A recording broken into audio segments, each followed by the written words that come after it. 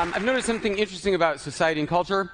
Everything risky requires a license. So learning to drive, owning a gun, getting married. There's a certain... That's true in everything risky except technology. For some reason, there's no standard syllabus. There's no basic course. They just sort of give you your computer and then kick you out of the nest. You're supposed to learn this stuff how? Just by osmosis. Nobody ever sits down and tells you this is how it works. So today, I'm going to tell you 10 things that you thought everybody knew, but it turns out they don't. All right, first of all, on the web, when you're on the web and you want to scroll down, don't pick up the mouse and use the scroll bar. That's a terrible waste of time. Do that only if you're paid by the hour. Instead, hit the space bar. The space bar scrolls down one page. Hold down the shift key to scroll back up again. So space bar to scroll down one page works in every browser on every kind of computer. Also on the web, when you're filling in one of these forms like your addresses, I assume you know that you can hit the tab key to jump from box to box to box. But what about the pop-up menu where you put in your state? Don't open the pop-up menu. That's a terrible waste of calories. Type the first letter of your state over and over and over. So if you want Connecticut, go CCC. If you want Texas, go TT. And you jump right to that thing without even opening the pop-up menu. Also on the web, when the text is too small, what you do is hold down the control key and hit plus, plus, plus. You make the text larger with each tap. It works on every computer, every web browser, or minus, minus, minus to get smaller again. If you're on the Mac, it might be command instead. When you're typing on your BlackBerry, Android, iPhone, don't bother switching layouts to the punctuation layout to hit the period and then a space and then try to capitalize the next letter. Just hit the space bar twice. The phone puts the period, the space, and the capital for you. Go space, space. It is totally amazing.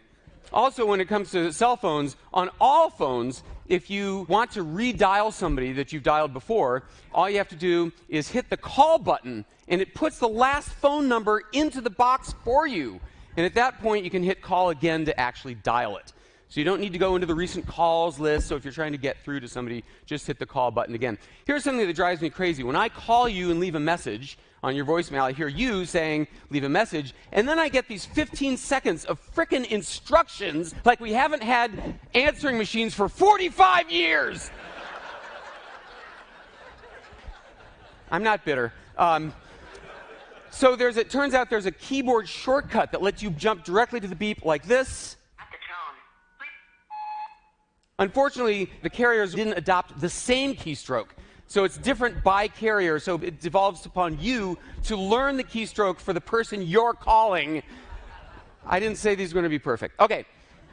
So most of you think of Google as something that lets you look up a web page, but it is also a dictionary. Type the word define, and then the word you want to know. You don't even have to click anything. There's the definition as you type. It's also a complete FAA database. Type the name of the airline and the flight. It shows you where the flight is, the gate, the terminal, how long till it lands. You don't need an app for that. It's also unit and currency conversion. Again, you don't have to click one of the results. Just type it into the box, and there's your answer. While we're talking about text, when you want to highlight, this is just an example. When you want to highlight a word, please don't waste your life dragging across it with the mouse like a newbie. Double-click the word. Watch 200, I go double-click. It neatly selects just that word. Also, don't delete what you've highlighted. You can just type over it. This is in every program. Also, you can go double-click drag to highlight in one-word increments as you drag. Much more precise. Again, don't bother deleting. Just type over it. Shutter lag is the time between you're pressing the shutter button and the moment the camera actually snaps. It's extremely frustrating on any camera under $1,000.